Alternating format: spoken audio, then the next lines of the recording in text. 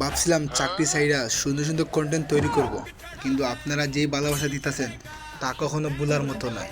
আর সেই ভালোবাসা পেয়ে আমিও চাকরি ছাড়ার মতো নয়। তাক ভাই, আমার দ্বারা কন্টেন্ট ক্রিয়েশন হবে না, আমার এই চাকরি করেই খেতেই হবে। তাই আর কি, আজকে আমার কপালটাই খারাপ। এতক্ষণ দাঁড়িয়ে থাকলাম, রিক্সা পাইলাম না, তাই হেঁটে হেঁটে অফিসে যাইতাছি।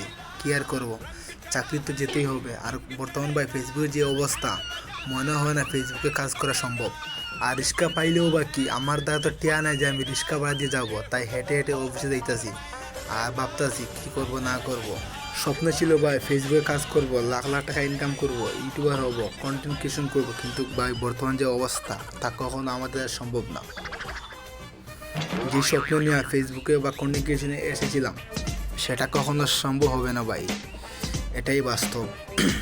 সবার দ্বারা সব কিছু হয় না, আর যার হয় সে পায় না। আর আমরা যারা চাকরি করি, আমাদের চাকরি করেই খেতেই হবে। এটাই বাস্তব, এটাই বাস্তব, এটাই বাস্তব। বর্তমান অবস্থা খুবই খারাপ।